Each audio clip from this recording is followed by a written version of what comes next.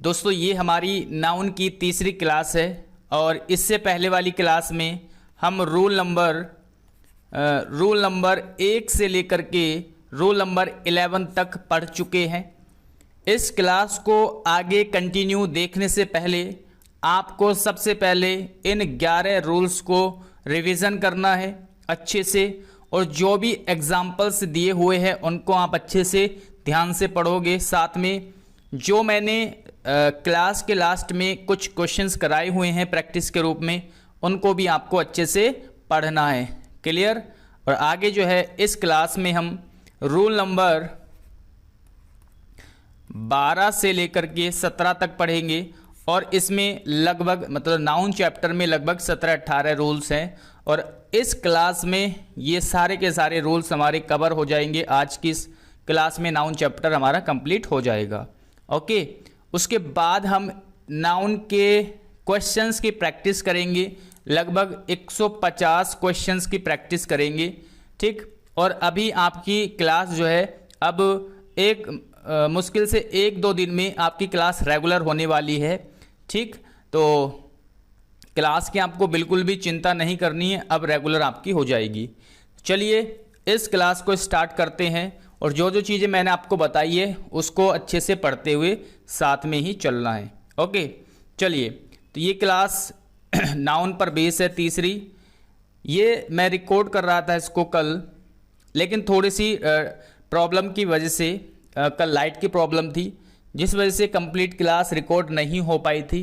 तो इस क्लास को आज फिर मैं दोबारा से इसको रिकॉर्ड कर रहा हूँ, इसलिए कल आपको कोई भी क्लास नहीं मिल पाई थी। ठीक है, तो चलिए इस क्लास को स्टार्ट करते हैं। सबसे पहले हम किसी भी क्लास को स्टार्ट करने से पहले हम देखते हैं कि हम इस क्लास में पढ़ने क्या वाले हैं। जैसे हम इस क्लास में रूल नंबर 12 से लेकर के रूल नंबर 17 तक पढ़ेंगे और ये क्या क्या रूल होने वाले आप यहाँ पर देख सकते हैं।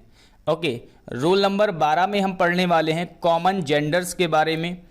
कॉमन जेंडर मतलब कुछ नाउन ऐसे होते हैं जो मेल और फीमेल के लिए सेम यूज होते हैं। जैसे टीचर हो गया, है ना, टीचर को आप नाउन और गर्ल्स और बॉय के लिए या मेल और फीमेल के लिए दोनों के लिए सेम यूज कर सकते हैं। क्लियर? जैसे स्टूडेंट हो गया, स्टूडेंट चाहे गर्ल हो चाहे बॉय हो, आप दोनों के लिए स्टूडेंट वर्ड यूज कर सकते हो। चाइल्ड हुआ, है ना, ये सारे के सारे ऐसे वर्ड है। कजिन हुआ, ये सभी ऐसे वर्ड है जो हम इस रूल के अंदर पढ़ने वाले हैं आगे।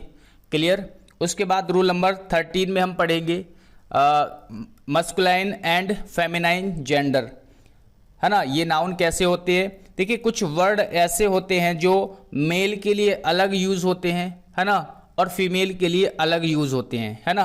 तो इन वर्ड्स को यहाँ पर पढ़ेंगे। जैसे एक्टर होता है, मेल के लिए हम एक्टर वर्ड यूज करते हैं, फीमेल के लिए एक्ट्रेस हमें बोलना पड़ता है। ठीक है। टाइगर होता है, टाइगर ये मेल होता है, अगर फीमेल को हमें बताना हो तो टाइग्रेस हमें करना पड़ेगा। ठीक, तो इस तरीके से काफ़ी सारे वर्ड्स होते हैं, मेल और फीमेल को अलग अलग, इन दोनों के लिए अलग अलग वर्ड यूज होते हैं। क्लियर? उसके बाद हम पढ़ेंगे रूल नंबर 14 में वर्ड्स डिनोटिंग ग्रुप्स, यानी कुछ वर्ड्स के लिए मतलब कुछ नाउन के लिए, जैसे मतलब उनके लिए ग्रुप में एक अलग अलग वर्ड्स का यूज़ करते हैं। जैसे फॉर एग्जांपल जैसे ग्रेप्स है, ग्रेप्स, तो अगर ग्रेप्स बहुत सारे हैं यानी उनका गुच्छा है ग्रेप्स का, तो उनके लिए एक अलग स्पेशल वर्ड रहेगा। चाबी है यानी कीज़ है, उनके लिए अलग वर्ड यूज़ करेंगे, है ना। या फिर बहुत सारे अगर सिंगर्स एक जगह बैठे हैं तो उनके ग्रुप को अलग तरीके से हम अलग वर्ड से यूज़ करेंगे। या बहुत सारे म्यूजिशियंस हैं, उनके ग्रुप को एक अलग वर्ड से हम क्या करेंगे, डिनोट करेंगे। तो इस तरीके से यहाँ पर हम स्पेशल ग्रुप्स के बारे में, है ना, स्पेशल जो वर्ड होते हैं ग्रुप को डिनोट करने वाले, उनके बारे में पढ़ेंगे रूल नंबर 14 में। क्लियर? उसके बाद रूल नंबर 15 में पढ़ेंगे नाउन नंबर के बारे में। ठीक, तो नाउन नंबर के बारे में हम पढ़ने वाले हैं, है ना। सिंगुलर और प्लूरल, कुछ स्पेशल वर्ड होते हैं जो हमें बहुत ज़्यादा कंफ्यूज करते हैं प्लूरल और सिंगुलर में। क्लियर? तो उन वर्ड्स को पढ़ेंगे, जैसे सिस्टर इन लॉ है ना, प्लूरल कैसे बनाएं इसका, बेडरूम का प्लूरल कैसे बनाएं, बेडरूम करेंगे या बेडरूम्स करेंगे। क्लियर? तो ऐसे वर्ड्स होते हैं जिनमें बहुत ज़्यादा कन्फ्यूज़न रहता है, इसलिए हम यहाँ पर इन वर्ड्स को ज़रूर पढ़ेंगे और एग्ज़ाम्स में आते रहते हैं इस तरह के प्रश्न। उसके बाद कुछ वर्ड्स ऐसे होते हैं जिनमें देखिए जनरली क्या करते हैं हम प्लूरल नाउन के लिए एस यूज़ कर लेते हैं। ठीक है, किसी वर्ड में अगर हम एस यूज़ कर लेते हैं तो प्लूरल हो जाता है। क्लियर? लेकिन कुछ स्पेशल वर्ड ऐसे होते हैं जिनमें अगर आप एस का यूज़ कर लेते हैं तो उनका मीनिंग पूरी तरह से चेंज हो जाता है, पूरे तरीके से उनका मीनिंग चेंज हो जाता है। तो क्या कौन कौन से वर्ड है एग्ज़ाम की दृष्टि से वो यहाँ पर हम पढ़ेंगे। उसके बाद रोल नंबर 17 में हम पढ़ेंगे यूजेस ऑफ अपोस्ट्रोफी एस। ठीक है, तो यूजेस ऑफ अपोस्ट्रोफी के बारे में हम पढ़ेंगे जो कि एग्ज़ाम की दृष्टि से बहुत ज़्यादा इम्पोर्टेंट है। तो ये सारे के सारे रूल्स हम एक एक करके पढ़ेंगे। ओके, तो चलिए अब आगे बढ़ते हैं और एक बार आप इन सब को एक बार रिवाइज कर लेना कि हम क्या क्या पढ़ने वाले हैं। वीडियो को पॉज करके आप सारी चीज़ें एक बार रिवाइज कर लेना, आगे क्या क्या पढ़ने वाले हैं और किस चीज़ में क्या क्या किस तरह के जो है रूल्स हैं। क्लियर? चलिए, तो रूल नंबर 12 इसमें हम पढ़ने वाले हैं कॉमन जेंडर्स नाउन्स। क्लियर? यानी कुछ वर्ड्स ऐसे होते हैं जो मेल और फीमेल के लिए, जेंडर्स का मतलब होता है जो मेल और फीमेल के बारे में बताता है। क्लियर? तो ये तो आपको पता होगा, कॉमन वर्ड है तो, है ना। और ये जो वर्ड्स हैं, स्पेशल वर्ड्स है, ये मेल और फीमेल के लिए एक ही यूज़ होते हैं। जैसे फॉर एग्जांपल यहाँ पर स्टूडेंट लिखा हुआ है, आप गर्ल को भी स्टूडेंट बोल सकते हो, बॉय को भी स्टूडेंट बोल सकते हो। ठीक है, दोनों को स्टूडेंट हम बोलते हैं, यानी यहाँ पर ये कॉमन जेंडर नाउन है। क्लियर? टीचर हुआ, चाहे वो महिला हो चाहे पुरुष हो, दोनों के लिए टीचर वर्ड का यूज़ करते हैं। चाइल्ड हुआ, चाहे वो बॉय हो चाहे फिर गर्ल हो, उसके लिए हम चाइल्ड का यूज़ करेंगे। एडवोकेट हुआ, वर्कर हुआ, क्लर्क हुआ, लीडर, कज़िन। ठीक है, तो कज़िन भी सिस्टर और ब्रदर दोनों के लिए हम यूज़ करते हैं। या फ्रेंड हुआ, भाई गर्ल है तो उसको भी फ्रेंड बोलेंगे, बॉय है उसको भी फ्रेंड बोलेंगे। क्लियर? टीनएजर, ड्राइवर, म्यूजिशियंस, ये सारे के सारे ऐसे वर्ड हैं जो कॉमन जेंडर नाउन्स के अंतर्गत आते हैं, यानी ये मेल और फीमेल के लिए कॉमन वर्ड होते हैं। ठीक, कोई भी इनमें चेंज करके हम अलग अलग तरीके से यूज़ नहीं करते, सेम वर्ड का यूज़ करते हैं, चाहे मेल के लिए हो चाहे फिर फीमेल के लिए हो। क्लियर? और जनरली हम इनके साथ ही, हिज, हिम, यानी अगर हमें सब्जेक्टिव केस लगाना हो, ठीक है, सब्जेक्टिव केस का प्रोनाउन लगाना हो तो आपको ही का यूज़ करना पड़ेगा। पजेसिव प्रोनाउन के लिए हिज और ऑब्जेक्ट के लिए यानी ऑब्जेक्टिव केस के लिए हिम का यूज़ हम करेंगे। क्लियर? और अगर आपको मेंशन कर दे कि बात फीमेल की हो रही है तब आप हर, है ना, शी, हर, इस तरीके से हम वर्ड का यूज़ करेंगे। क्लियर हुआ ना पॉइंट? ओके, तो इसके एग्जाम्पल मैं आपको बाद में क्वेश्चंस दिखाऊंगा। अब आते हैं अगले रूल्स पर। ये इसमें आपको केवल ये वर्ड्स याद रखने हैं और ज़्यादातर वर्ड्स आपको पता ही होगा क्योंकि इन वर्ड्स से आप यूजुअली, मतलब आपको इनके बारे में पता ही है, सारे के सारे जो वर्ड्स है, स्टूडेंट हुआ, टीचर हुआ, चाइल्ड हुआ, एडवोकेट, वर्कर, ये सारे के सारे आपने सुने हुए हैं। तो ज़्यादा टफ वर्ड नहीं है, इजी वर्ड है, आप आसानी से इसको याद रख सकते हो सभी वर्ड्स को। क्लियर? चलिए अगला रूल देखते हैं। अगला रूल हम पढ़ेंगे masculine and feminine noun. Clear? तो मैस्कुलिन मतलब पुरुषों के लिए अलग नाउन का यूज़ करते हैं और फीमेल यानी महिलाओं के लिए अलग नाउन का यूज़ करते हैं। ठीक है, यानी कोई पर्सन मेल है तो उसके लिए अलग वर्ड यूज़ होगा, कोई पर्सन फीमेल है उसके लिए अलग वर्ड यूज़ करते हैं। क्लियर? रूल नंबर 13 में जैसे पोएट है, पोएट, ठीक, यानी कवि, तो यहाँ पर हो जाएगा पोइटेस। लायन है, लाइनेस हो जाएगा। एक्टर को एक्ट्रेस, ठीक। अगर वेटर पुरुष है तो वेटर बोलेंगे, और अगर महिला है तो वेट्रेस बोलेंगे। क्लियर। डायरेक्टर अगर पुरुष है तो डायरेक्टर कहा जाएगा, और फीमेल है यानी महिला है तो डायरेक्ट्रेस कहा जाएगा। उसी तरह से प्रिंस का प्रिंसेस, एम्बेसडर का हो जाएगा एम्बेसड्रस, टाइगर का टाइग्रस, है ना। तो इस तरीके के ये वर्ड्स हैं जो कि मेल और फीमेल के लिए अलग अलग तरीके से यूज़ किए जाते हैं। उसके बाद अगर वर्ड लिखा है मैन सर्वेंट, तो मैन सर्वेंट अगर लिखा हुआ है, इसको मैस्कुलिन में फेमिनाइन जेंडर में कैसे चेंज करेंगे, तो इसको बोलेंगे मेड सर्वेंट। क्लियर। उसके बाद हेड मास्टर है तो हेड मास्ट्रेस हो जाएगा। उसी तरीके से अगर फादर इन लॉ लिखा हुआ है तो मदर इन लॉ हो जाएगा। स्टेप फादर है तो स्टेप मदर हो जाएगा। क्लियर। यानी मेल से हमें फीमेल में ये जो वर्ड है अलग अलग यूज़ होते हैं। क्लियर। मेल के लिए अलग, फीमेल के लिए अलग। तो इस तरीके से इन वर्ड्स को आपको याद रखना है। यही है रूल नंबर 13 में, इससे ज़्यादा आपको कुछ भी याद नहीं रखना है। क्लियर। अब आते हैं अब स्टार्ट होता है rule number 14। Rule number 14, okay. तो रूल नंबर 14 में मैंने आपको बताया था कि इसमें हम कुछ स्पेशल वर्ड्स पढ़ेंगे, है ना। कुछ वर्ड्स होंगे जो डिनोट करेंगे, वर्ड्स डिनोटिंग ग्रुप्स, यानी स्पेशल चीज़ों के ग्रुप्स के लिए अलग अलग वर्ड्स होते हैं। तो किस चीज़ के लिए क्या यूज़ करते हैं वो हम यहाँ पर देखेंगे। तो डायरेक्टली आपको ये भी आपको याद रखने हैं, इसमें भी कुछ भी आपको समझने वाली चीज़ें नहीं हैं।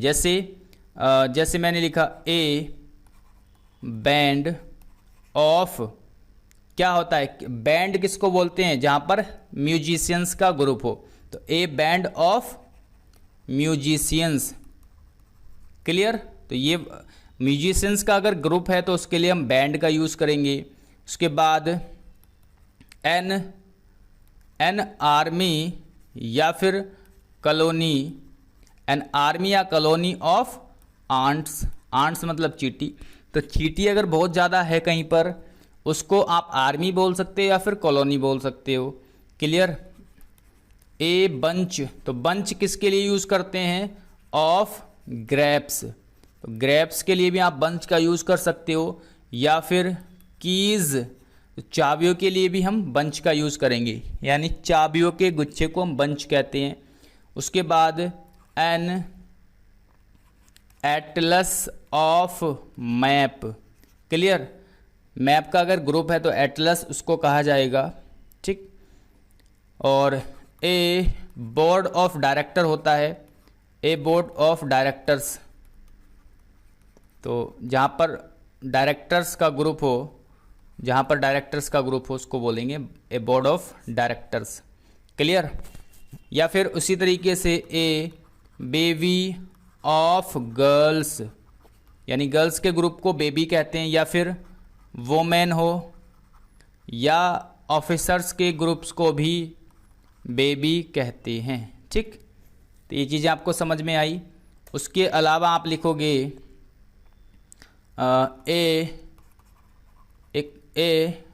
ए चॉयर ऑफ सिंगर, है ना, यानी गायकों की मंडली। तो सिंगर्स के लिए हम यूज़ करेंगे ए चॉयर ऑफ सिंगर्स। क्लियर। उसके बाद ए क्लास या फिर बैच, क्लास या फिर बैच ऑफ स्टूडेंट्स, तो क्या होता है स्टूडेंट्स के लिए हम क्लास का यूज़ करेंगे, यानी जहाँ पर बहुत सारे स्टूडेंट हो वहाँ पर उसको क्लास बोलेंगे या फिर बैच बोलेंगे। क्लियर। उसके बाद क्राउड की बात करें तो क्राउड किसके लिए हम यूज़ करते हैं, या फिर मॉब का यूज़ करते हैं किसके लिए, ऑफ पीपल, यानी जहाँ पर बहुत ज़्यादा पीपल इकट्ठा हो जाए तो वहाँ पर क्राउड या फिर मॉब का यूज़ करते हैं, ठीक। क्राउड तो जनरल भीड़ होती है, जब बहुत ज़्यादा लोग इकट्ठे हो जाए तो उसको जनरली क्राउड बोलते हैं। लेकिन मॉब जो होती है वो गुस्से वाली यानी उग्र जब हो जाती है भीड़ उसको मॉब बोलते हैं, ठीक है।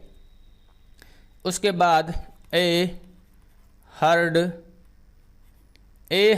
Of cattle, a herd of cattle यानी पशुओं का झुंड, उसको बोलते हैं हर्ड। तो ये कुछ वर्ड हैं जो कि आपको याद रखने हैं कि किस वर्ड्स के ग्रुप को, किस चीज़ के ग्रुप को क्या नाम दिया गया है, ये आपको याद रखना है। ओके, चलिए रूल नंबर अब आते हैं। रोल नंबर हमारा है 15। तो ये आपको चीज़ें याद हुई। इसमें जो अभी मैंने आपको 12, 13, 14 रूल कराए हैं, इसमें समझने वाली कोई बात नहीं है, आपको केवल अच्छे से याद कर लेने हैं जो वर्ड्स मैंने आपको लिख करके दिए हैं। यहीं से ज़्यादातर एग्जाम में आपके क्वेश्चंस पूछे जाते हैं इन्हीं वर्ड से रिलेटेड। चलिए रूल नंबर हमारे पास अब आते हैं रूल नंबर 14 पर, सॉरी 15 पर। तो यहाँ पर लिखेंगे रूल नंबर 15। रूल नंबर 15 हमारे पास क्या था? नाउन नंबर पर बेस, नाउन नंबर पर बेस, ठीक। यानी कौन सा नाउन सिंगुलर होता है, कौन सा प्लूरल, और कुछ स्पेशल जो वर्ड मैंने आपको बताए हैं कि इनको सिंगुलर कैसे मतलब सिंगुलर कैसे यूज़ करते हैं, प्लूरल कैसे यूज़ करते हैं, ठीक। तो चलिए मैं यहाँ पर लिख देता हूँ। सबसे पहला बेडरूम, आपके सामने वर्ड लिखा हुआ है, आपको इसका प्लूरल बनाना है। उसी के साथ आपको मैड सर्वेंट लिखा है, इसका प्लूरल बनाइए, ठीक है। यहाँ पर है सिंगुलर, यहाँ पर आपको बताना है प्लूरल, ठीक। उसके बाद अगला वर्ड लिखते हैं सिस्टर। अगर सिस्टर इन लॉ लिखा हुआ है तो उसको प्लूरल कैसे बनाएंगे? आगे है commander in chief, commander in chief, तो इसका प्लूरल कैसे बनाएंगे? ये सारे के सारे वर्ड क्या है? सिंगुलर है, और इसका प्लूरल कैसे बनाएंगे ये आपको बताना है। स्टेप डॉटर, स्टेप डॉटर को प्लूरल कैसे बनाएंगे? आगे है ब्रदर इन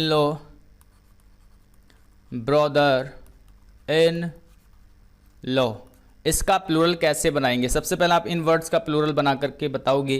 कैसे बनेगा इन वर्ड्स का प्लूरल? सबसे पहले तो आपको ध्यान रखना है कि मुख्य शब्द का प्लूरल बनाते हैं। किसका? जो मुख्य शब्द होता है उसका प्लूरल बनाते हैं, ठीक। ये चीज़ें आपको याद रखनी। अब यहाँ पर बेडरूम है। अब अगर आपको कन्फ्यूज़न हो जाए कि बेडरूम में जो है हमें प्लूरल कैसे बनाना है, हमें बेड्स को प्लूरल बनाना है या फिर रूम्स करना है, यानी यहाँ पर बेड्स करेंगे या फिर रूम्स करेंगे, यानी बेड्स रूम लिखा जाएगा या फिर बेड रूम्स लिखा जाएगा, तो आपको बताना है। तो यहाँ पर जो है मेन जो वर्ड है वो रूम है, ठीक। तो यहाँ पर हो जाएगा बेड रूम, बेडरूम का हो जाएगा बेड रूम्स। क्लियर? तो रूम किसके लिए है? बेड किसके लिए? रूम के लिए। तो मुख्य जो वर्ड है वो रूम हो जाएगा। ऐसे ही मैड सर्वेंट, तो मैड सर्वेंट में मेन है आपका सर्वेंट, तो यहाँ पर क्या हो जाएगा? मैड सर्वेंट्स, ठीक। उसके बाद यहाँ पर आपको सिस्टर इन लॉ, तो सिस्टर इन लॉ में जो मेन वर्ड है वो सिस्टर है, क्योंकि इन लॉ तो हम ब्रदर इन लॉ भी कहते हैं, है ना, मदर इन लॉ, तो ये सारे के सारे ये मेन वर्ड होते हैं। मदर, सिस्टर, है ना, फादर। जो इन लॉ है ये क्या है? कॉमन वर्ड है। तो सिस्टर मेन वर्ड है, तो यहाँ पर क्या हो जाएगा? Sisters in law. क्लियर? उसके बाद आगे है कमांडर इन चीफ, तो कमांडर्स हो जाएगा। क्या हो जाएगा? कमांडर्स, कमांडर का हो जाएगा कमांडर्स इन चीफ। क्लियर? उसके बाद स्टेप डॉटर, तो स्टेप डॉटर का प्लूरल क्या हो जाएगा?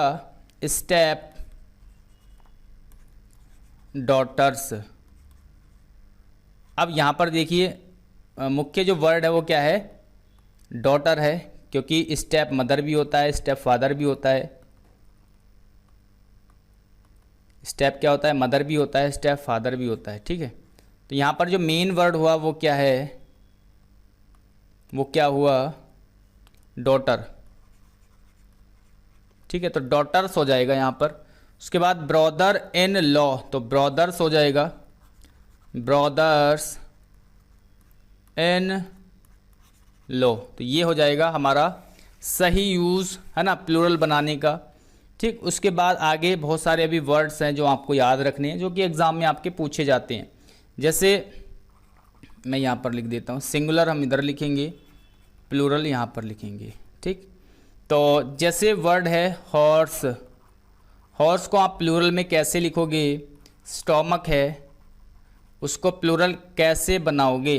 ठीक, तो हॉर्स को लिखोगे आप हॉर्सेस, क्या लिखोगे, हॉर्सेस। स्टोमक को प्लूरल कैसे बनाएंगे, स्टोमक्स। ठीक, यहाँ पर स्टोमक्स कर देंगे। ऑक्स, ऑक्स, ठीक, ऑक्स मतलब इसका हो जाएगा ऑक्सन, प्लूरल। उसी का अगर पोटैटो लिखा हुआ है, अगर वर्ड लिखा हुआ है पोटैटो, तो उसका प्लूरल कैसे बनाएंगे। चलिए, अगर वर्ड आपके सामने लिख दिया मैंने पोटैटो, इसको प्लूरल में कैसे बनाएंगे, जल्दी से फटाफट बताएंगे। फोटो का प्लूरल कैसे बनेगा, काफ का कैसे बनेगा, या फिर वाइफ है उसका प्लूरल कैसे बनेगा, है ना। वोल्फ है, वोल्फ, इसका प्लूरल कैसे बनेगा, जल्दी से आपको बताना है कैसे बनेगा। तो पोटैटो का हो जाएगा पोटैटोज, क्या हो जाएगा, पोटैटोज। इस तरीके से आप इसका प्लूरल बनाएंगे। उसी तरह से फोटो का फोटोज हो जाएगा, फोटोज। ठीक, काल्फ का हो जाएगा काल्व्स, क्लियर, तो काल्व्स यहाँ पर हो जाएगा। वाइफ का उसी तरह से हो जाएगा वाइफ्स, ये वी यहाँ पर आएगा, वाइफ्स, क्लियर। वोल्फ का हो जाएगा वोल्व्स, क्या हो जाएगा, वोल्व्स, क्लियर। यानी जहाँ पर एफ पे एंडिंग हो उसको प्लूरल बनाने के लिए VES का जनरली हम यूज़ कर लेते हैं। ठीक, ये चीज़ें आपको समझ में आई। और कुछ वर्ड हैं सिंगुलर प्लूरल, तो और कुछ वर्ड है जैसे लाइफ का हमें प्लूरल कैसे बनाना है, थीफ का प्लूरल कैसे बनाना है, या फिर हाफ का प्लूरल, हाफ का प्लूरल कैसे बनाना है। ठीक, या फिर नाइफ, इसका प्लूरल कैसे बनाएंगे, नाइफ का। बिलीव अगर कहीं पर लिखा है और प्लूरल में हमने यूज़ किया हुआ है तो इसका प्लूरल कैसे बनाएंगे। प्रूफ का प्लूरल कैसे बनाएंगे, सेफ का प्लूरल कैसे बनाएंगे। ठीक, तो सब में एफ ऐड किया गया है, एफ। तो जनरली क्या करेंगे हम, क्या करेंगे, VES का यूज़ करेंगे। जैसे लाइफ है तो लाइव्स हो जाएगा, थीफ है तो थीव्स हो जाएगा, ओके। हाफ है तो हाल्फ्स हो जाएगा, हाफ्स। ठीक, नाइफ है नाइफ्स हो जाएगा, एफ नहीं आएगा यहाँ पर, बी का यूज़ हम करेंगे, नाइफ्स। तो ये क्या है, वी है, बी, नाइफ्स हो जाएगा। बिलीफ कुछ, अब यहाँ पर थोड़े से वर्ड ऐसे हैं जिसमें हम एस लगाते हैं, जैसे बिलीफ है, बिलीफ। ठीक, तो यहाँ पर एस का यूज़ करेंगे हम। या फिर प्रूफ है तो प्रूफ का अगर प्लूरल बनाना है तो एस लगाएंगे, यहाँ पर क्या करेंगे, प्रूफ्स करेंगे। सेफ है, सेफ, तो इसमें भी एस लगाएंगे, क्या करेंगे, सेफ्स करेंगे, क्लियर। तो इस तरह से ये वर्ड्स होते हैं। या आगे बढ़े, जैसे माउस है तो इसका क्या हो जाएगा, माइस वर्ड हो जाएगा। चाइल्ड लिखते हैं सिंगुलर, एक बच्चे को चाइल्ड, तो प्लूरल को हम लिखते हैं चिल्ड्रन, क्या लिखते हैं, चिल्ड्रन। उसके बाद वोमेन होता है। ठीक, वोमेन के लिए प्लूरल वर्ड कैसे बनाएंगे, वो मैन। ठीक, या टूथ मतलब दांत, और इसके लिए प्लूरल क्या हो जाएगा, टीथ। वैसे ही अगर आपके सामने डेटम लिखा हुआ है तो ये सिंगुलर वर्ड है, और जो डेटा होता है ये हमारा प्लूरल वर्ड होता है। उसी तरह से एजेंडम लिखा हुआ है तो ये सिंगुलर है, और एजेंडा लिखा हुआ है तो ये प्लूरल वर्ड माना जाएगा। मेमोरेंडम, मेमोरेंडम, अगर मेमोरेंडम लिखा है तो इसका प्लूरल क्या हो जाएगा? Memoranda, memoranda. ठीक, तो इस तरीके से आपको वर्ड्स का प्लूरल बनाना आना चाहिए। किस वर्ड का प्लूरल हम कैसे बनाते हैं। ओके, तो यहाँ तक आपको क्लियर हुआ। तो ये रोल नंबर हमारे पास 15 था, जिसमें आपको ये सिर्फ याद रखना है ना, ये सारे के सारे एक बार वर्ड्स को रिवाइज कर लेना है कि इन वर्ड्स को कैसे यूज़ करते हैं। खासकर ये जो आपका कंपाउंड नाउन है ना, ये सारे के सारे आपको याद रखने हैं। जैसे सिस्टर इन लॉ, तो प्लूरल में क्या हो जाएगा? Sisters in law. Commander in chief, तो क्या हो जाएगा? Commanders in chief. Step daughter है ना, यानी स्टेप डॉटर्स हो जाएगा। Brother in law, brothers in law. Clear. उसके बाद हॉर्स को प्लूरल बनाते हुए हॉर्सेस का यूज़ करेंगे। स्टोमक, स्टोमक्स हो जाएगा। ऑक्स का ऑक्सन, पोटैटो का हो जाएगा आपका पोटैटोज, है ना। फोटो का फोटोज। तो इस तरीके से सारे के सारे वर्ड आपके सामने लिखे हुए हैं। ठीक है। अगर जनरली आपके किसी वर्ड में एफ, मतलब एफ साउंड से एंड हो रहा है, तो उसको प्लूरल बनाते हुए EVS का यूज़ करते हैं। ठीक, लेकिन कुछ वर्ड ऐसे हैं जैसे बिलीफ, प्रूफ, सेफ, इनमें केवल एस का यूज़ करेंगे। तो आई होप कि ये चीज़ें आपको समझ में आई होगी। उसके बाद आते हैं रूल नंबर 60। अच्छा, और कुछ वर्ड आप देख लेते हैं यहाँ पर एक बार, और कुछ वर्ड और देख लेते हैं जो आपको याद रखने हैं। जैसे एनालिसिस होता है, तो ये सिंगुलर वर्ड है। अगर मुझे इसका प्लूरल यूज़ करना है तो क्या बोलेंगे? एनालिसिस। ठीक, उसी के साथ आपको एक वर्ड है जो कि एग्ज़ाम में बहुत ज़्यादा बार आता है, फिनोमिनन। इसको हम प्लूरल बनाने के लिए क्या करेंगे? फिनोमीना। ठीक, या फिर एक वर्ड है जो कि एग्ज़ाम में बहुत आता है, क्राइटेरियन, और प्लूरल क्या हो जाएगा? क्राइटेरिया। क्या हो जाएगा प्लूरल? क्राइटेरिया। या फिर एक इस तरीके के जो वर्ड होते हैं, जैसे MP है तो प्लूरल कैसे बनाएंगे? MPs। या फिर VIP लिखा हुआ है तो क्या लिखेंगे? क्या लिखेंगे इसके लिए? VIPs। क्लियर। अगर कोई नंबर लिखा हुआ है जैसे 5 है, तो इसको प्लूरल बनाने के लिए अपोस्ट्रोफी S का यूज़ कर देते हैं। या M लिखा हुआ है सिंगल, उसके लिए भी अपोस्ट्रोफी S का यूज़ हम कर लेते हैं प्लूरल बनाने के लिए। तो ये सारे के सारे कुछ वर्ड्स थे जो कि आपको याद रखने हैं इस चैप्टर से रिलेटेड। ठीक, अब आते हैं रोल नंबर 16 में। रूल नंबर 16 है। ठीक, रूल नंबर 16 में हम पढ़ेंगे कुछ वर्ड्स ऐसे होते हैं जिनमें अगर आप S लगा दे तो उनका मीनिंग पूरी तरीके से चेंज हो जाता है। ठीक, जनरली हम S लगा करके नाउन्स का प्लूरल बनाते हैं, बट कुछ वर्ड्स ऐसे होते हैं जिनमें अगर आपने S लगा दिया तो उनका मीनिंग प्लूरल से नहीं बनेगा, बल्कि पूरा मीनिंग ही चेंज हो जाएगा, है ना। यानी कि मैं यहाँ पर लिख देता हूँ, देयर आर सम नाउन, जो मैं आपको अभी दिखाने वाला हूँ। There are some nouns if we make them plural, if we make them plural, ठीक, the meaning changes completely। Clear. यानी अगर आप उन नाउन्स का प्लूरल बनाएंगे, यानी उनमें S लगाएंगे, तो उनका मीनिंग कंप्लीटली चेंज हो जाएगा। कुछ नाउन कैसे होते हैं, इस तरह के होते हैं कि अगर आप उनमें एस लगाओगे तो उनका मीनिंग पूरा चेंज हो जाता है, ठीक है ना। जैसे फॉर एग्जांपल, जैसे एक वर्ड है एयर, तो एयर मीन्स क्या होती है, हवा होती है, क्लियर। या एक वर्ड है स्पेक्टेकल, स्पेक्टेकल, ये वर्ड आपने सुना होगा, इसका मीनिंग होता है नज़ारा, स्पेक्टेकल का।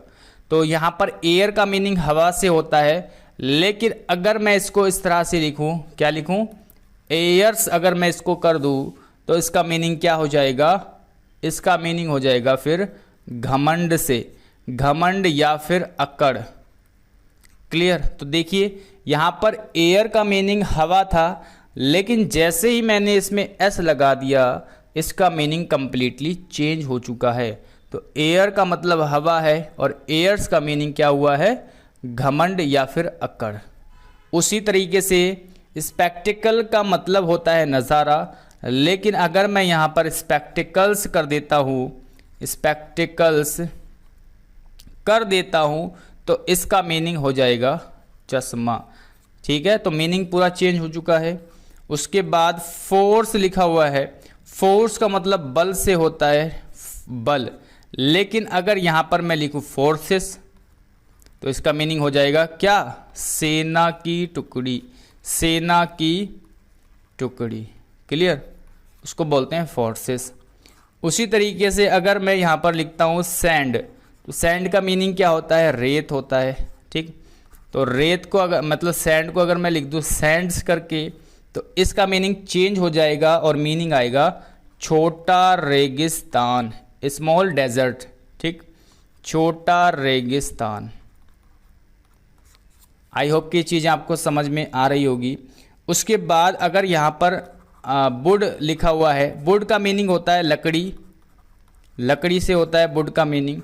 अगर यहाँ पर अगर आप लिख दे इसको वुड्स करके लिख दे वुड्स, तो इसका मीनिंग फिर क्या हो जाएगा, छोटा जंगल, जंगल से फिर इसका मीनिंग निकलेगा, लकड़ी से नहीं निकलेगा।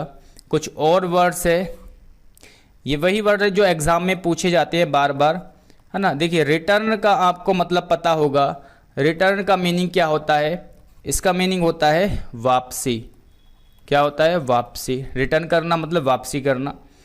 तो अगर मैं क्या कर दूं यहाँ पर रिटर्न्स कर दूं, क्या लिख दूं यहाँ पर रिटर्न्स लिख दूं, तो इसका मीनिंग फिर क्या हो जाएगा, आयकर से हो जाएगा, आयकर से संबंधित हो जाएगा, क्लियर। रिटर्न्स मतलब टैक्स से रिलेटेड यहाँ पर वर्ड हो जाएगा।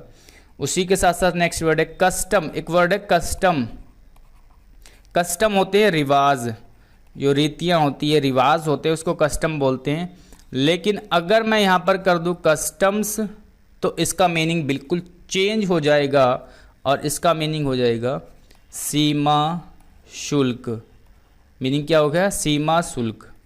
उसी के साथ साथ अगर हम देखें ग्राउंड, एक वर्ड है ग्राउंड, ग्राउंड का मीनिंग क्या होता है, ज़मीन से रिलेटेड यानी भूमि से रिलेटेड होता है। अगर यहाँ पर ग्राउंड्स कर दिया जाए, अगर यहाँ पर ग्राउंड्स कर दिया जाए तो इसका मीनिंग फिर आधार से रिलेटेड होगा, क्या मीनिंग होगा, आधार से रिलेटेड मीनिंग निकलेगा ग्राउंड्स का, ठीक।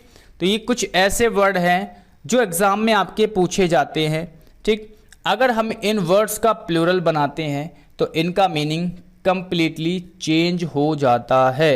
और ये सारे के सारे वर्ड्स आपको याद रखने हैं। जैसे एयर मीन्स हवा होती है ना, तो हवा को अगर मैं एस इसमें एयर्स कर दूँ, एस लगा दूँ तो इसका मीनिंग चेंज हो जाएगा, यानी फिर हो जाएगा घमंड या फिर अकड़। स्पेक्टिकल का मतलब होता है नज़ारा, लेकिन स्पेक्टिकल्स मीन्स होता है चश्मा, ठीक। फोर्स मतलब होता है बल और फोर्सेस मीन्स होता है सेना। सैंड का मतलब रेत होती है और सैंड से अगर कर दे तो छोटा रेगिस्तान हो जाएगा। वुड मतलब लकड़ी होती है और वुड्स का मीनिंग क्या हो जाएगा, छोटा जंगल, क्लियर। तो वुड्स मीन्स हो जाएगा जंगल और वुड माने होती है लकड़ी। उसके साथ साथ रिटर्न मीन्स हो गया आपका वापसी और रिटर्न्स का मतलब हो जाएगा आयकर। उसी तरह से कस्टम मीन्स होते हैं रीति रिवाज, कस्टम्स की अगर बात करें तो सीमा शुल्क हो जाएगा। ग्राउंड मतलब भूमि, और ग्राउंड्स मीन्स क्या होता है, आधार होता है।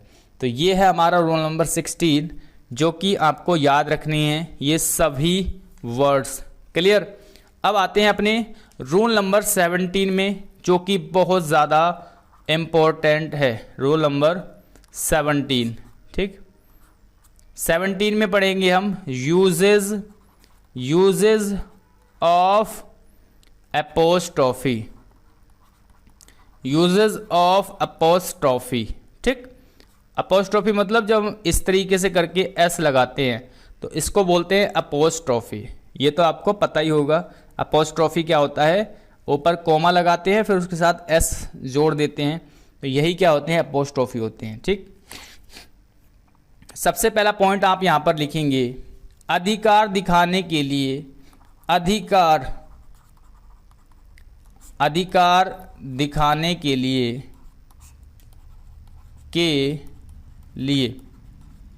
ठीक।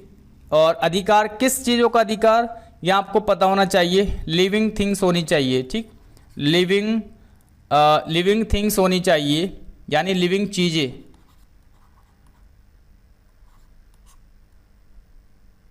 तो यहाँ पर लिविंग चीज़ों का मैं करके लिख देता हूँ। लिविंग चीज़ों का अधिकार दिखाने के लिए अपोस्ट्रॉफी एस का यूज़ करते हैं। क्या बोला, लिविंग चीज़ों का अधिकार दिखाने के लिए अपोस्ट्रॉफी एस का यूज़ करते हैं। जैसे राम की बुक, तो राम क्या है, एक पर्सन है यानी लिविंग थिंग्स है, तो मतलब लिविंग है राम। तो अगर मैं लिखूंगा राम की बुक, हिंदी में मैंने लिखा राम की बुक यानी पुस्तक, तो राम की पुस्तक मैंने लिखा, या फिर श्याम की पुस्तक, या फिर क्या लिखा मैंने, श्याम की पुस्तक। तो ये सभी क्या है, श्याम, राम, ये क्या है, लिविंग चीज़ है। उसी तरीके से अगर मैं लिखता हूँ, यहाँ पर लिखता हूँ मेज के, या मेज के पैर, या उसको क्या बोलेंगे, जो लेग्स होती है मेज की, है ना, तो उसको मैं टांग बोल सकता हूँ। चलिए हिंदी में बोलेंगे टांग, मेज की टांग। ये एक वर्ड लिखा है। तो देखिए यहाँ पर राम और श्याम क्या है, लिविंग चीज़ है, और लिविंग के लिए हम केवल क्या करते हैं, अपोस्ट्रॉफी यूज़ करते हैं, अपोस्ट्रॉफी एस का यूज़ करते हैं केवल लिविंग चीज़ों के लिए। लेकिन जैसे मैंने यहाँ पर बोला मेज की टांग, तो मेज क्या है, यहाँ पर मेज है नॉन लिविंग थिंग्स, तो नॉन लिविंग थिंग्स के लिए हम यूज़ करते हैं। यहाँ पर नोट में लिखोगे, अभी मैं आपको अलग से लिखा दूंगा, ठीक है। तो नॉन लिविंग चीज़ के लिए हम ऑफ का यूज़ करते हैं, ठीक है। पोजीशन मतलब का की के जहाँ पर आ जाए, जैसे ये है राम की बुक, यानी इस बुक पर किसका अधिकार है, राम का अधिकार है। पोजीशन मतलब अधिकार। तो किसी भी चीज़ पर अधिकार दिखाने के लिए अपोस्ट्रॉफी एस का यूज़ करते हैं जब कोई लिविंग चीज़ हो। जैसे राम की बुक, तो राम क्या है, यहाँ पर लिविंग है, और पुस्तक पर अधिकार दिखाना है राम का, तो उसके लिए हम वर्ड यूज़ करेंगे अपोस्ट्रॉफी एस का। श्याम की बुक, तो श्याम क्या है, यहाँ पर लिविंग चीज़ है, और अधिकार दिखाना हमें पुस्तक पर कि ये पुस्तक श्याम की है, तो अधिकार दिखाने के लिए हम यहाँ पर अपोस्ट्रॉफी एस का यूज़ करेंगे। लेकिन अगर मैं यहाँ पर बात करूँ मेज की टांग, तो मेज यहाँ पर क्या है, नॉन लिविंग चीज़ है, और नॉन लिविंग चीज़ों के लिए अधिकार दिखाने के लिए, यानी ये जो टांग है उस पर मेज का अधिकार दिखाना है कि ये मेज की टांग है, तो उसके लिए हम अपोस्ट्रॉफी एस का यूज़ नहीं करते हैं बल्कि ऑफ का यूज़ करते हैं। जैसे फॉर एग्जांपल कैसे यूज़ करेंगे, राम की पुस्तक, तो राम के साथ अपोस्ट्रॉफी एस हमने इस तरह से लगाना है, राम्स बुक। क्लियर। श्याम की बुक के लिए क्या लिखेंगे, श्याम हमने लिखा, इसके साथ में अपोस्ट्रॉफी एस का यूज़ करना है और सीधे लिख देना है book. Shyam's book, Ram's book, और मेज के लिए हमने क्या बोला है, यानी नॉन लिविंग चीज के लिए क्या बोला है, ऑफ का यूज करते हैं। तो यहां पर क्या लिखेंगे, the legs of the table. तो ऑफ का यूज करेंगे यहां पर अधिकार दिखाने के लिए, यानी ये जो लेग है वो किसकी है, टेबल की लेग है। तो यहां पर अधिकार दिखाने के लिए ऑफ का यूज किया गया है। ओके, तो यहां पर एक पॉइंट में लिखेंगे, यहां पर लिखेंगे नॉन लिविंग चीजों के लिए, नॉन लिविंग चीजों के लिए चीजों का अधिकार दिखाने के लिए, अधिकार दिखाने के लिए, नॉन लिविंग चीजों का अधिकार दिखाने के लिए ऑफ का यूज किया जाता है। क्लियर। तो अगर वस्तु नॉन लिविंग है तो उसके लिए हम किसका यूज करेंगे, ऑफ का यूज करेंगे। जैसे यहां पर मैंने लिखा टेलीफोन्स, अगर मैं इस तरह से लिखता हूं, टेलीफोन लिख दिया मैंने, एक मिनट रुकेंगे। अगर मैं लिखता हूं यहां पर,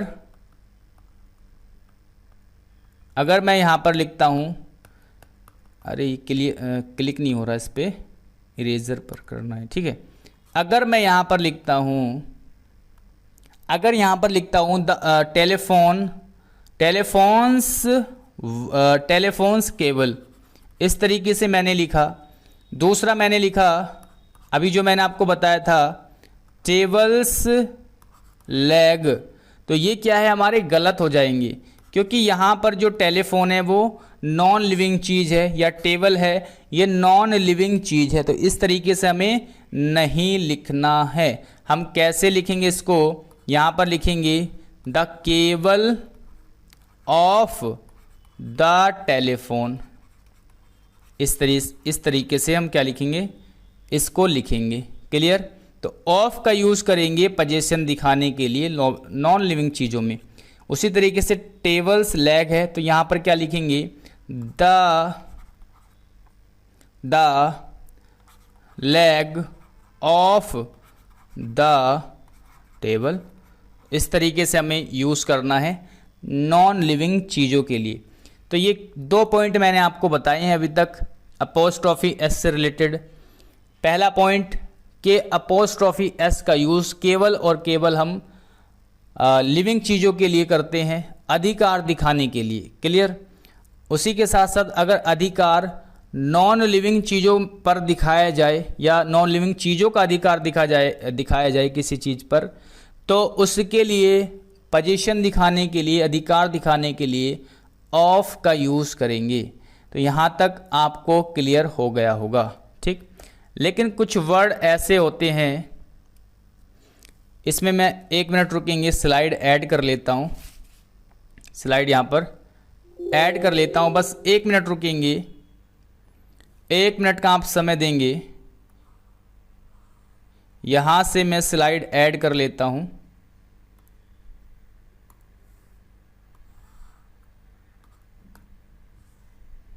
एक मिनट रुकेंगे बस। ओके, चलिए, ये चीज़ें आपको समझ में आई। एक पॉइंट आपको याद रखना है, कौन सा पॉइंट है वो? पॉइंट है कि जब आप जैसे किसी नॉन लिविंग चीज़ का पर्सोनिफिकेशन कर देते हैं, तो उसके लिए हम क्या कर लेते हैं कभी कभी, या कोई हेवनली बॉडीज़ है ना, आकाशीय कोई वस्तु के बारे में आप बता रहे हैं, तब भी आप कभी कभी यूज़ कर लेते हैं अपोस्ट्रोफी का। क्लियर। तो जैसे फॉर एग्जांपल अगर मैं लिखता हूं सन्स फ्यूरी, ये हमारा सही है, ठीक। या फिर नेचर्स लव, ये भी हमारा क्या है, सही है। या आपने देखा होगा किस तरीके से लिखा होता है अपने मोबाइल में वेदर के बारे में, टुडेज, इस तरीके से ना, टुडेज वेदर, है ना, ऐसे लिखा होता है। तो यहाँ पर भी क्या है, सही है। तो कुछ वर्ड्स होते हैं जिनके साथ, या फिर ईडियम्स होते हैं, ईडियम्स में भी आप यूज़ कर लेते हैं। तो जनरली हम क्या करते हैं, लिविंग चीज़ों के लिए अपोस्ट्रोफी एस का यूज़ करते हैं और नॉन लिविंग चीज़ों के लिए टेलीफोन्स का। लेकिन कुछ वर्ड्स हैं, जैसे ये 2-3 वर्ड मैंने लिखे हैं, तो इनके साथ हम अपोस्ट्रोफी एस का यूज़ कर सकते हैं, जो जैसे पर्सोनिफिकेशन कर दे, या फिर हेवनली जो बॉडी होती है, आकाशीय चीज़ें, कभी कभी उनके लिए भी, ठीक है, अपोस्ट्रोफी एस का यूज़ कर लेते हैं। उसके बाद अगला पॉइंट है अपोस्ट्रोफी एस में, ये यहाँ पे ये थोड़ी सी प्रॉब्लम जहाँ हो रही है। अरे यार, 1 मिनट, चलिए, ओके।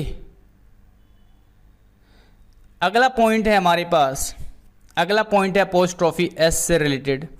क्या पॉइंट है, अगर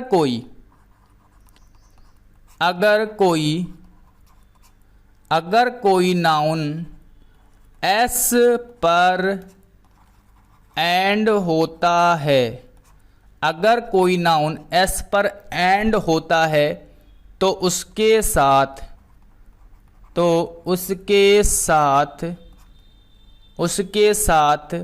केवल अपोस्ट्रोफी, सिंगल अपोस्ट्रोफी, तो यहाँ पर लिखेंगे सिंगल अपोस्ट्रोफी,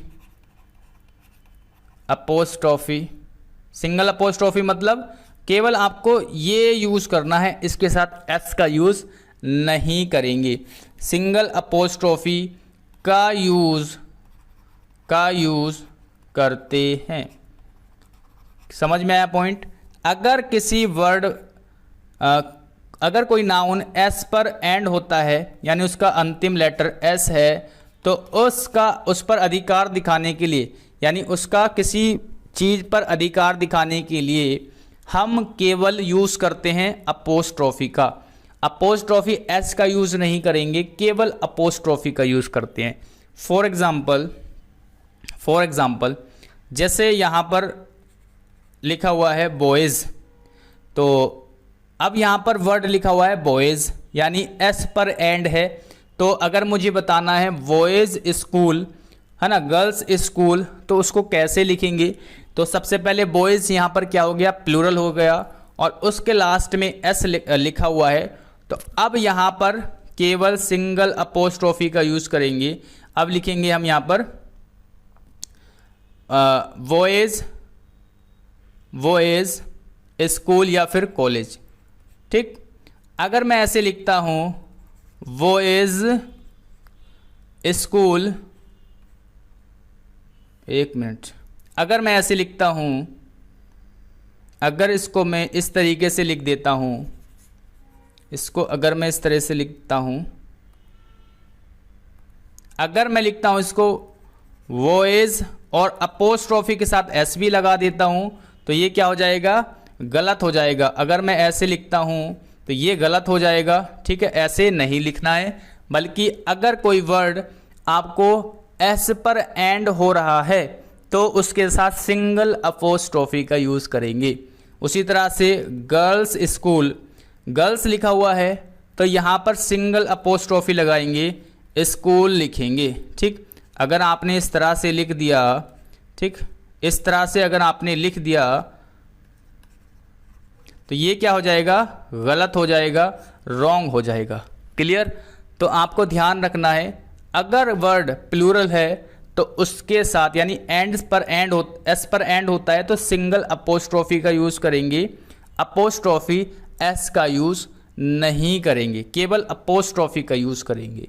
ओके। उसी तरीके से अगर वर्ड है एक्ट्रेस, अगर लिखा हुआ है यहाँ पर एक्ट्रेस, एस पर एंड है, और मैं इस तरह से लिख देता हूँ एस लगा करके, है ना, रोल, यानी एक्ट्रेस रोल, तो ये क्या हो जाएगा, गलत हो जाएगा।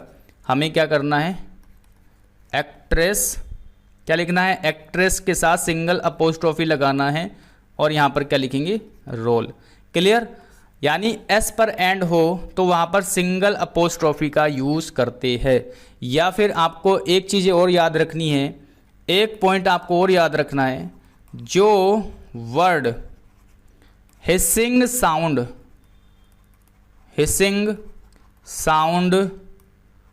पर एंड हो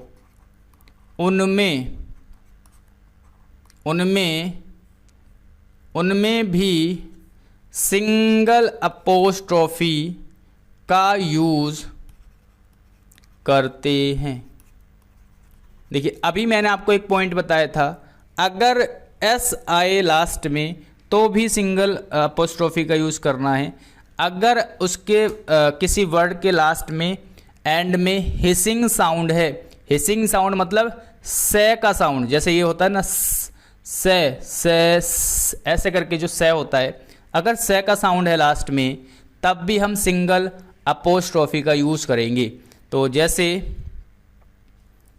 अगर लिखा है फॉर पीस, से है ना पीस, तो से का साउंड है, यहाँ पर भी सिंगल अपोस्ट्रोफी का यूज़ करेंगे शेक, ठीक है, फॉर पीस शेक, क्लियर। या इस तरीके से वर्ड लिखा हो कॉशियस,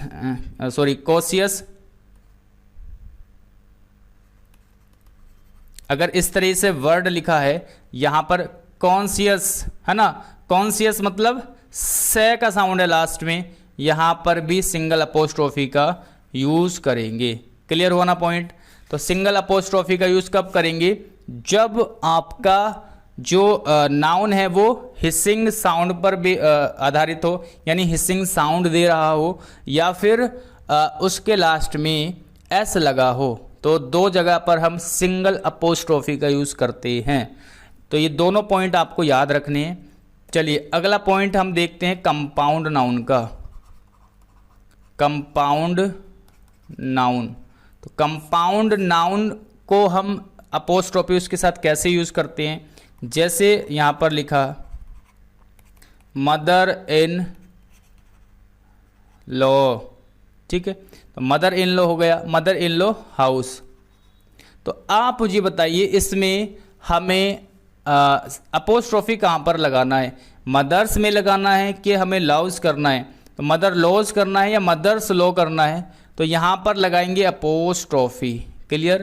तो लॉज में अपोस्ट्रोफी लगाएंगे तो क्या हो जाएगा, यहाँ पर क्या हो जाएगा, मदर इन लॉज हाउस। तो ये चीज़ें आपको समझ में आई। और अगर हमें कंपाउंड नाउन यानी mother in law, father in law है ना, कमांडर इन चीफ, इनका प्लूरल बनाना होता है, तो पहला जो वर्ड होता है ना, कंपाउंड के पहले जो वर्ड होता है जैसे मदर, सिस्टर, फादर, इनको प्लूरल बनाते हैं। लेकिन इनके साथ अगर अपोस्ट्रोफी का यूज़ करना होता है तो जो लास्ट वाला वर्ड होता है उसमें हम यूज़ करते हैं, ठीक है। जैसे सन इन लॉज, ठीक है, सन इन लॉज, इस तरीके से हम यूज़ करते हैं, सन इन लॉ सिस्टर, ठीक, तो समझ में आया। या फिर कमांडर, कमांडर इन चीफ, और यहाँ पर अपोस्ट्रोफी एस का यूज़ करेंगे, कमांडर इन चीफ ऑर्डर, ठीक। इस तरीके से हम यूज़ करते हैं, यानी लास्ट वाला जो वर्ड होता है उसमें यूज़ करेंगे, और प्लूरल बनाते हुए पहले वाला जो वर्ड होता है उसमें यूज़ करते हैं प्लूरल बनाते हुए, ठीक। जैसे फॉर एग्जांपल यहाँ पर मैं लिखता हूँ माई, यहाँ पर लिखता हूँ my two brothers in law house, यानी यह मेरे दो ब्रदर इन लॉज, मतलब साले को बोलते हैं, वाइफ के भाई को, यह मेरे दो ब्रदर इन लॉ का हाउस है।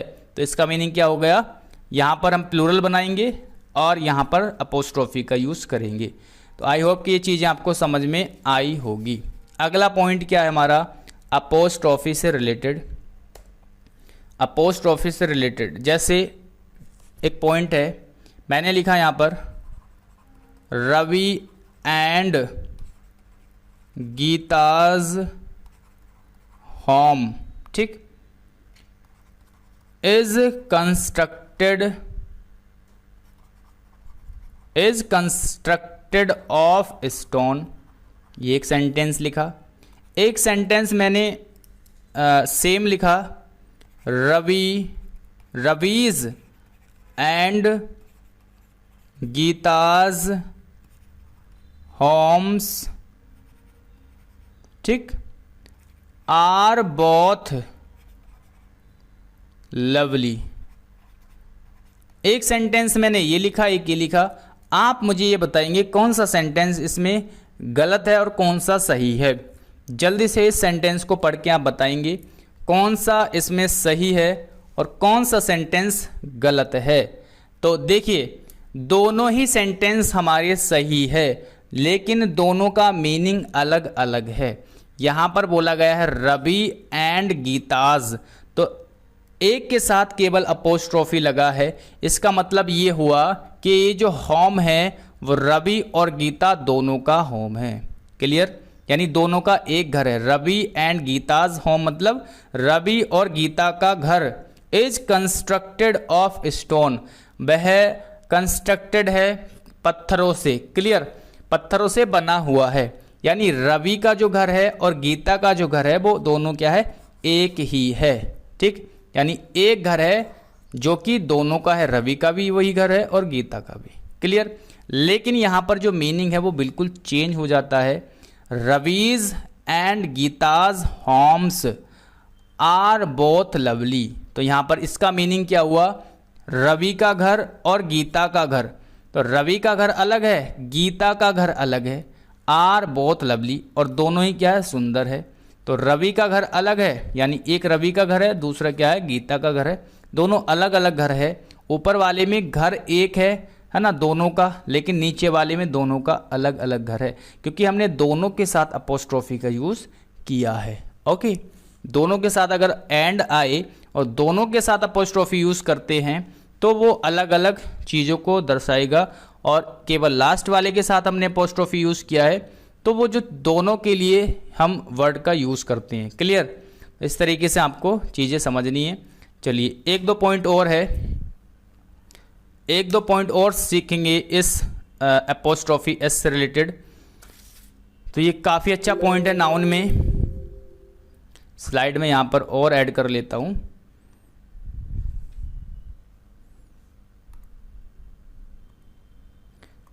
एक दो पॉइंट और बचा है हमारा, है ना, उसको सीखते हैं, फिर हमारा ये जो नाउन का चैप्टर है वो कंप्लीट हो जाएगा। उसके बाद आपको क्या करना है, अच्छे से रिवीजन करना है। देखिए, पर्सनल प्रोनाउन के साथ कुछ पॉइंट है यहाँ पर, लिखेंगे पर्सनल प्रोनाउन के साथ, पर्सनल प्रोनाउन के साथ अपोस्ट्रोफी का यूज़ नहीं होता है। अपोस्ट्रोफी, है ना, अपोस्ट्रोफी का यूज़ नहीं होता है। क्लियर? पर्सनल प्रोनाउन जैसे कौन कौन से होते हैं, हर्स, आर्स, योर्स, इनके साथ आप क्या नहीं करोगे, अपोस्ट्रोफी एस का यूज़ नहीं करेंगे।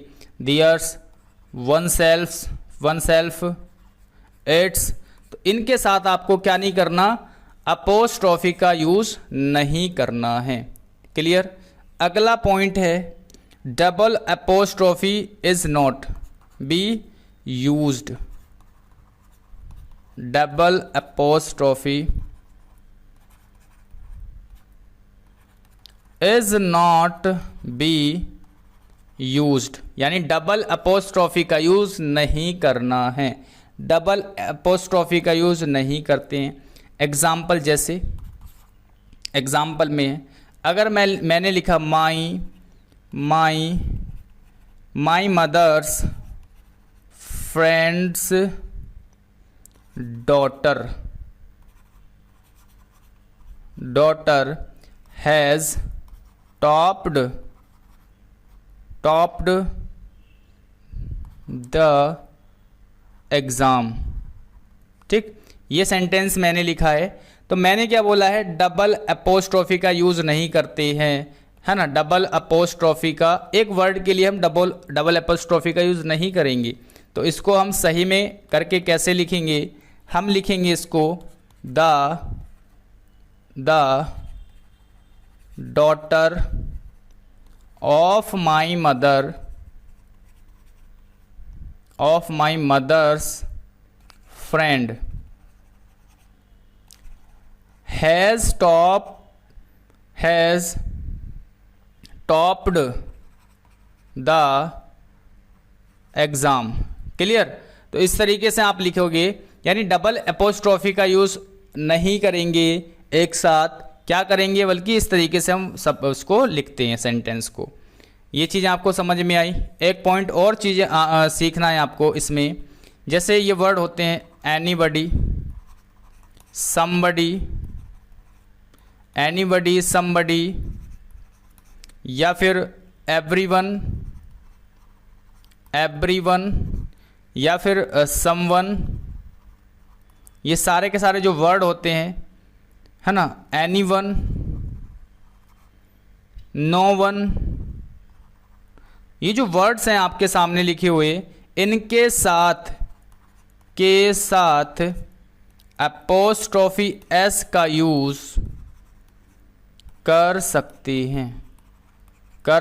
एग्जाम में क्वेश्चन आता है, यहां से कर सकते हैं। ठीक है, जैसे फॉर एग्जाम्पल यहां पर everyone's responsibility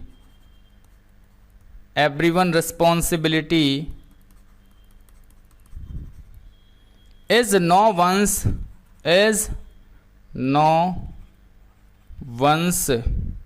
responsibility।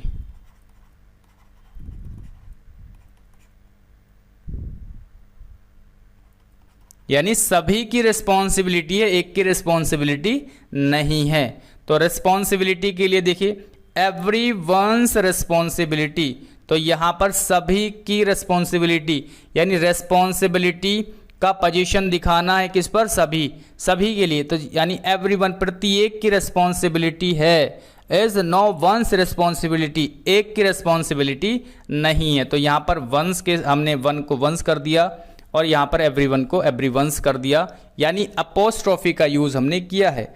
लेकिन एक पॉइंट आपको और याद रखना है, है ना, एवरीवन, एनीवन, एवरीबॉडी, समबडी से रिलेटेड, अगर इन शब्दों के बाद, अगर एग्जाम में बहुत क्वेश्चन आता है, अगर इन शब्दों के बाद, कौन से शब्द की बात कर रहा हूँ मैं, ये जो शब्द आपके आगे लिखे हुए हैं, अभी जो मैंने लिखे हैं ये ऊपर, इनकी बात कर रहा हूं कि अगर इन शब्दों के बाद एल्स दिया हो, क्या दिया हो, एल्स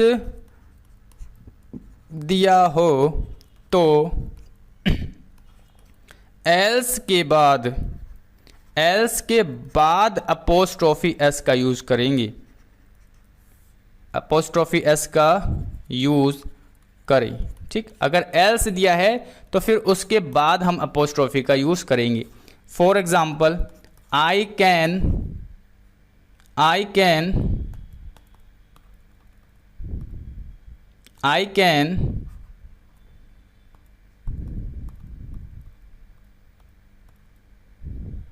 ठीक, I can do only your work, not somebody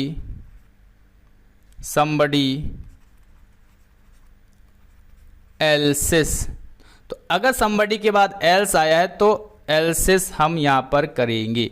clear, तब जाके हमारा, यानी somebody में हम अपोस्ट्रोफी s का यूज नहीं करेंगे बल्कि else's में लगाएंगे, क्योंकि somebody के बाद क्या आ चुका है, else's। I can do only your works, मैं केवल तुम्हारा काम कर सकता हूं, किसी और का नहीं। तो किसी और का नहीं मतलब किसी और का काम नहीं, तो किसी और के काम के लिए हमें somebody else's यूज करना पड़ेगा। क्लियर है ना, यानी अगर somebody, anybody, everyone, someone, इनके बाद else लगा हुआ मिले तो भैया सीधा सीधा else के बाद ही आप क्या करेंगे, अपोस्ट्रोफी s का यूज करेंगे। तो ये थे हमारे रूल्स। आप ये अपोस्ट्रोफी वाला अच्छे से रिवाइज कर लेना, बहुत ज़्यादा क्वेश्चन यहाँ से आते हैं। क्लियर? तो यहाँ से स्टार्ट किया था हमने, और ये आप अच्छे से इसको रिवाइज कर लेना।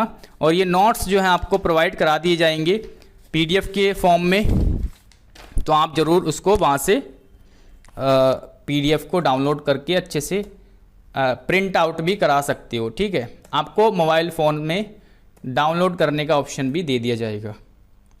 चलिए अब हम क्या करेंगे, प्रैक्टिस करेंगे। प्रैक्टिस के लिए हमने कुछ क्वेश्चन लिए हैं, तो फटाफट से मैं आपके लिए लिख देता हूँ। जैसे यू विल फेस मैनी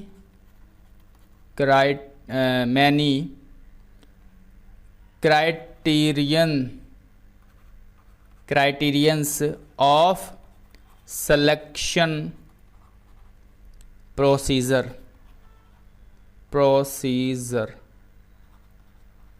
है ना, selection procedure.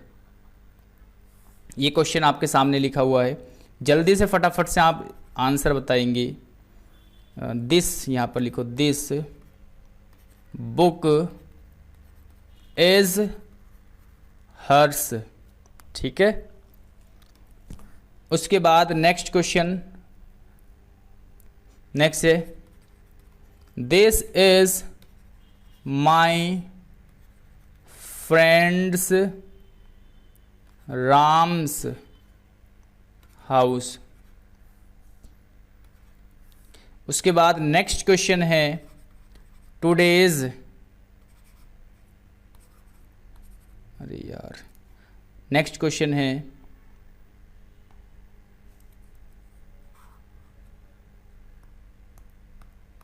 Question number 4। Question number 4 है टुडेज वेदर इज फाइन। आगे है question number 5, Rita's and Geeta's homes are both lovely. 6 number पर है Ravi and Gita's home is constructed of stone. Constructed of stone. चलिए, ये आपके सामने क्वेश्चन लिखे हुए हैं, आपको बताना है इन क्वेश्चन का आंसर। सबसे पहले क्वेश्चन नंबर 1 देखते हैं। क्वेश्चन नंबर 1, तो यहां पर लिखा है you will face many criterions of selection procedure, यानी सिलेक्शन प्रोसीजर के आप बहुत सारे क्राइटेरिया क्या कर रहे हो, फेस कर रहे हो या करते हैं या करोगे। ठीक है, विल आया हुआ है तो करोगे। तो यहां पर देखिए मैनी के बाद क्या आएगा, प्लूरल नाउन। मैनी के बाद आता है प्लूरल नाउन, और क्राइटेरियन जो वर्ड है वो प्लूरल नहीं है, सिंगुलर वर्ड है। प्लूरल वर्ड होता है क्राइटेरिया। क्या वर्ड होता है, क्राइटेरिया। क्लियर? वैसे ही हमारा दूसरा क्वेश्चन है दिस बुक इज हर्ष। देखिए पर्सनल प्रोनाउन के साथ हम अपोस्ट्रोफी एस का यूज नहीं करते हैं, है ना। दिस बुक इज हर, यानी हमें यहाँ पर ऑब्जेक्ट की आवश्यकता है, हर्ष हो जाएगा। यहाँ पर पजेसिव प्रोनाउन की आवश्यकता है, तो यहाँ पर क्या हो जाएगा, हर्ष हो जाएगा। क्लियर? उसके बाद यहाँ पर नेक्स्ट क्वेश्चन है this is my friends Ram's house. एक ही चीज के लिए डबल अपोस्ट्रोफी एस का यूज नहीं करेंगे, तो यहाँ पर क्या करेंगे, this is my friend Ram's house. Clear? आगे है टुडेज वेदर इज फाइन, तो वेदर के टुडेज वेदर के लिए हम यूज कर लेते हैं अपोस्ट्रोफी का, सही है, कोई दिक्कत नहीं है। Rita's and Geeta's homes are both lovely, इसका मतलब ये हो गया रीता का घर और गीता का घर दोनों ही क्या है, सुंदर है, यानी ये भी हमारा सही है। Ravi and Geeta home is constructed of stone. ठीक है, तो ये भी हमारा सही है। यहाँ पर इसका मीनिंग ये हुआ कि रवि और गीता का घर, यानी जो एक ही घर है दोनों का, इज कंस्ट्रक्टेड ऑफ स्टोन, वह स्टोन से कंस्ट्रक्ट हुआ है। क्लियर। तो हमने इस तरह से नाउन के 17 रूल्स पढ़ लिए हैं। अब नाउन में लगभग इतने ही रूल है, इससे ज़्यादा रूल नहीं है। अब आपको करना क्या है, अच्छे से सभी रूल्स को दोबारा से रिवाइज करेंगे, अच्छे से रिवाइज करेंगे, और जब मैं आपको क्वेश्चंस की प्रैक्टिस कराऊंगा, क्वेश्चन प्रैक्टिस कराऊंगा, तो वो सारे के सारे रूल आपको रटे हुए होने चाहिए। ठीक है, तो अब जो नेक्स्ट क्लास होगी वो हमारी प्रैक्टिस पर बेस रहेगी, क्वेश्चंस रहेंगे, और जो भी इम्पोर्टेंट चीज़ मुझे मिलेगी, है ना, वो मैं अलग से आपको ज़रूर करा दूंगा। तो आपको सारी की सारी क्लासेस ज़रूर देखनी है। ओके, इस वीडियो को यहीं पर एंड करते हैं। Thank you.